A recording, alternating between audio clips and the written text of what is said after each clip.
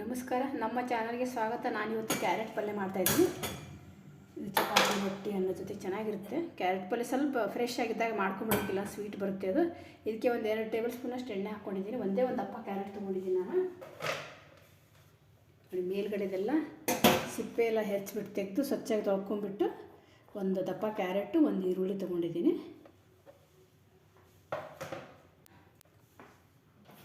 ಕಡೆ ಸ್ವಲ್ಪ ಜಾಸ್ತಿ ಕಾಯುತ್ತೆ, ಅದಕ್ಕೆ ಹಾಕಿದ್ದೀನಿ. ಇವಾಗ ನೋಡಿ, ಸ್ವಲ್ಪ ಈರುಳ್ಳಿ ಮತ್ತು ಒಂದು 4 ಎಲೆ ಕರಿಬೇವು ಕೂಡ ನಾನು ಹಾಕ್ತಾಯಿದ್ದೀನಿ. ಅದಕ್ಕೆ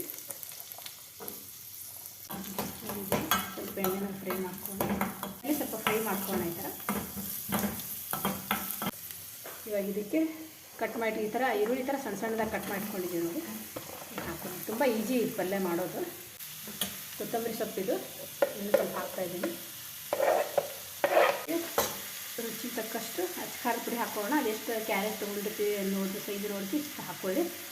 ಇನ್ನೊಂದು ಸ್ವಲ್ಪ ಖಾರ ಜಾಸ್ತಿ ಇರೋದ್ರಿಂದ ನಾನು ಸ್ವಲ್ಪ ಕಡಿಮೆ ಹಾಕ್ತಾಯಿದ್ದೀನಿ.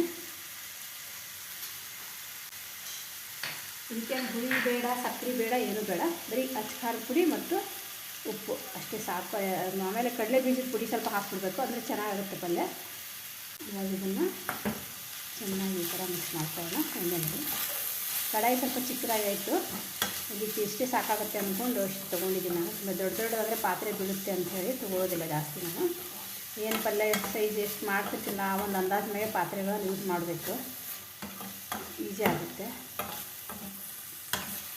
ಈ ಥರ ಎಣ್ಣೆಯಲ್ಲಿ ಫುಲ್ಲು ಸ್ವಲ್ಪ ಹೊತ್ತು ಡ್ರೈ ಫ್ರೈ ಮಾಡ್ಕೊಂಬಿಡ್ಬೇಕು. ಯಾವುದೇ ಪಲ್ಯಗಳಾಗಿದ್ದರೂ ಡ್ರೈ ಫ್ರೈ ಮಾಡ್ಕೊಳ್ಳೋದ್ರಿಂದ ಟೇಸ್ಟ್ ಜಾಸ್ತಿ ಆಗುತ್ತೆ, ಹಸಿ ವಾಸನೆ ಬರೋಲ್ಲ.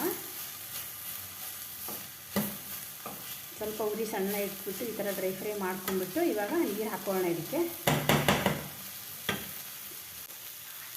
ಇವಾಗ ಇದಕ್ಕೆ ಸ್ವಲ್ಪ ನೀರು ಹಾಕೋಣ. ಇದು ಮೆತ್ತಗಾಗೋವರೆಗೂ ಬೇಯಬೇಕಲ್ವ, ಅದಕ್ಕೆ ಗಟ್ಟಿಯಾಗಿರುವಾಗೇ ಕ್ಯಾರೆಟ್ ತಂದ ತಕ್ಷಣ ಫ್ರೆಶ್ ಆಗಿ ಮಾಡ್ಕೊಂಬಿಡಿ, ತುಂಬ ಚೆನ್ನಾಗಿರುತ್ತೆ ಪಲ್ಯ ಇದು. ಇದೆಲ್ಲ ಬೇಯಲಿ. ಸ್ವಲ್ಪ ನೀರು ಹಾಕಿದ್ದೀನಿ ಹೋಗೋವರೆಗೂ. ಸಣ್ಣ ಉರಿನಲ್ಲಿ ಅಥವಾ ಮೀಡಿಯಮ್ ಉರಿನಲ್ಲಿಟ್ಟು ಬೇಯಿಸೋಣ. ಮುಚ್ಚ ಮುಚ್ಚಿ ಬೇಯಿಸೋಕೆ ಹಚ್ಚೋಣ ಇದನ್ನು.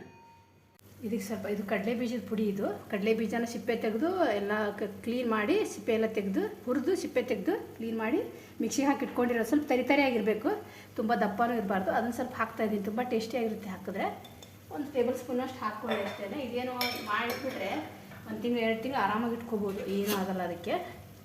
ಇವಾಗ ಇದನ್ನು ಇದಕ್ಕೆ ಸ್ವಲ್ಪ ಮಿಕ್ಸ್ ಮಾಡ್ಕೊಳ್ಳೋಣ.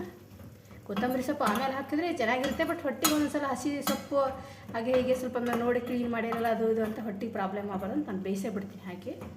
ನಾಟಿ ಕೊತ್ತಂಬರಿ ಸೊಪ್ಪು ಹಾಕಿ ಕ್ಯಾರೆಟ್ ಪಲ್ಯ ಮಾಡಿ ನೀವು, ಮಸ್ತಾಗಿರುತ್ತೆ, ಸೂಪರಾಗಿರುತ್ತೆ. ಇನ್ನು ಎಷ್ಟು ತಿಂದರೂ ತಿನ್ನಬೇಕು ಅಂತಾರೆ ಎಲ್ಲರೂ.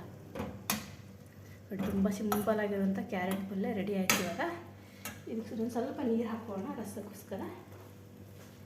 ಸ್ವಲ್ಪ ಹಾಕ್ತಾಯಿದ್ದೀನಿ, ರಸ ಇರಲಿ ಅಂತ. ಒಣ ಆದರೆ ಪಲ್ಯ ಚೆನ್ನಾಗಿರೋದಿಲ್ಲ.